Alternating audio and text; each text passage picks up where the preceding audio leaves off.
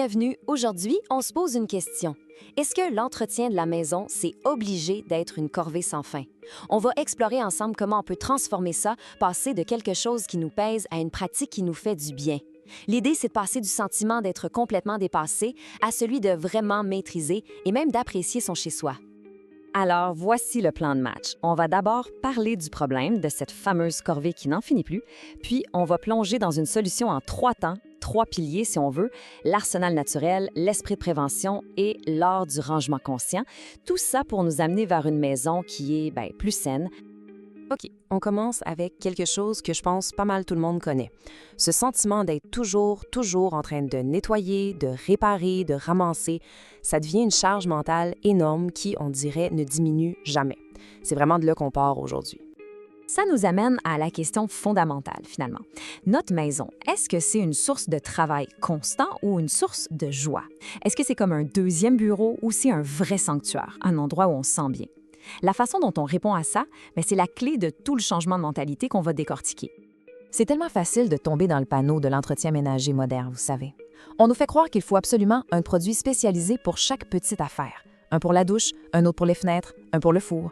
Le résultat, on se ramasse avec une tonne de produits chimiques. Ça coûte cher et on est toujours en mode réaction.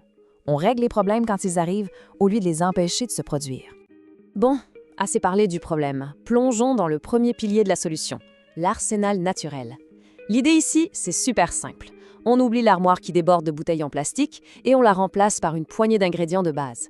Des affaires simples, super efficaces et qui servent à tout. C'est un vrai retour à l'essentiel. Et cette image, elle résume parfaitement la philosophie. D'un côté, on a l'arsenal chimique, l'approche industrielle, compliquée, chère. De l'autre, une vision tellement plus simple, plus écologique et au bout du compte, bien meilleure pour la santé. Présenté comme ça, le choix a l'air pas mal évident, non? OK, voici le premier champion de notre arsenal naturel, le vinaigre blanc. C'est littéralement le couteau suisse du ménage. Pensez-y, il dégraisse, il désodorise, il enlève le calcaire, il désinfecte, il peut détartrer la bouilloire, nettoyer les fenêtres, assainir le frigo. C'est un produit à tout faire, un incontournable. Et son partenaire de crime, si on veut, c'est le bicarbonate de soude. C'est la puissance douce. Il est un peu abrasif, mais juste assez pour frotter sans rien rayer. Parfait pour les surfaces délicates. En plus, il est incroyable pour neutraliser les odeurs, que ce soit dans le frigo ou dans les souliers. Mettez ces deux-là ensemble, le vinaigre et le bicarbonate, et vous pouvez dire adieu à une bonne partie de votre collection de produits commerciaux. Et pour vous montrer que c'est pas sorcier, voici une petite recette maison. C'est un nettoyant multi-usage. On prend de l'eau, du vinaigre blanc, on ajoute 1 cuillère à soupe de bicarbonate, un peu de savon noir, et pour que ça sente bon, on peut faire infuser des pelures d'agrumes, genre citron ou orange. On met tout ça dans un vaporisateur, on brasse, et voilà, en 2 minutes, on a un nettoyant super efficace pour presque tout dans la maison. Économique, écologique, et on ne peut pas faire plus simple. Et juste pour le fun, quelques secrets surprenants qu'on peut trouver dans le garde-manger. Saviez-vous que le Coca-Cola peut détartrer une toilette? Oui, l'acide dedans est assez puissant pour ça. Ou encore que le dentifrice peut faire briller l'argenterie.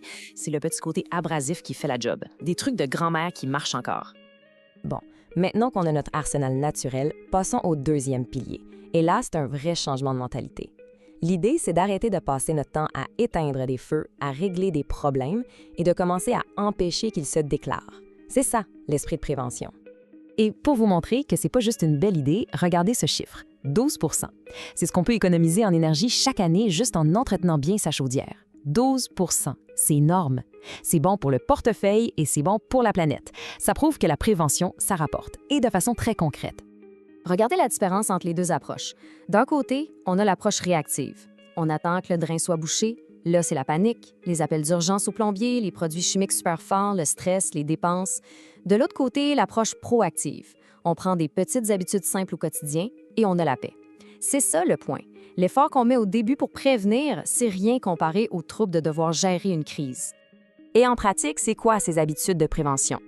C'est des choses toutes simples, comme mettre une petite crépine dans le drain de la douche pour ramasser les cheveux, ne jamais verser la graisse de cuisson dans l'évier, rincer les tuyaux de temps en temps avec de l'eau bouillante, ou encore faire le tour de sa maison au printemps et à l'automne juste pour voir s'il n'y a pas des petites fissures ou de la peinture qui s'écaille, des petits riens qui peuvent éviter de gros problèmes. C'est vraiment à la portée de tout le monde. OK, on arrive à notre troisième et dernier pilier, Et celui-là, il va plus loin que juste la propreté. On va parler de notre relation avec les objets qui nous entourent et de comment notre environnement direct peut avoir un impact énorme sur notre bien-être mental. C'est l'art du rangement conscient. Cette idée, inspirée de la philosophie de Marie Kondo, dit tout. Le but du rangement, c'est pas juste d'avoir une maison qui a l'air propre pour la visite, c'est de créer un environnement où on se sent bien, un espace qui nous apporte du bonheur. L'idée, c'est que chaque objet qu'on décide de garder devrait nous procurer ce qu'elle appelle une étincelle de joie. Et sa méthode KonMari est super structurée pour pas qu'on se sente dépassé. On ne range pas par pièce, mais par catégorie. On commence avec les vêtements, puis les livres, les papiers, ensuite tout le reste, ce qu'elle appelle le komono. Et on finit par le plus difficile, les objets sentimentaux. Cette progression, ça nous aide à développer notre capacité à décider ce qui est important pour nous. Et en sortant tous les objets d'une même catégorie, on a une vision claire de tout ce qu'on a accumulé.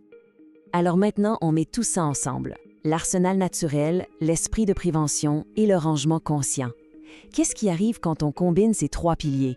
Eh bien, ce qui se passe, c'est rien de moins qu'une transformation complète de notre rapport à notre chez-soi.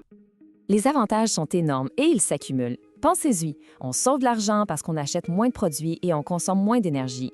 Notre santé s'améliore parce qu'on est moins exposé aux produits chimiques, on a un impact positif sur l'environnement, on gagne du temps libre parce qu'on passe moins de temps à nettoyer et à réparer, et, peut-être le plus important, notre bien-être mental s'améliore. Un espace clair, c'est souvent le début d'un esprit clair. Et si jamais on doute encore de l'importance de réduire les produits chimiques, voici un fait assez frappant. On croit souvent que notre maison est un refuge, mais l'air à l'intérieur peut être de 5 à 7 fois plus pollué que l'air dehors.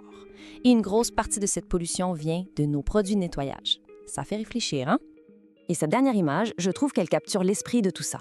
On arrête de voir l'entretien comme un combat contre la saleté et le désordre.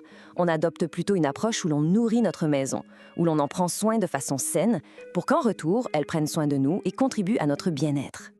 Alors, on termine là-dessus avec une question pour la route. Pas besoin de tout révolutionner demain matin, mais quel serait le premier petit pas, juste un?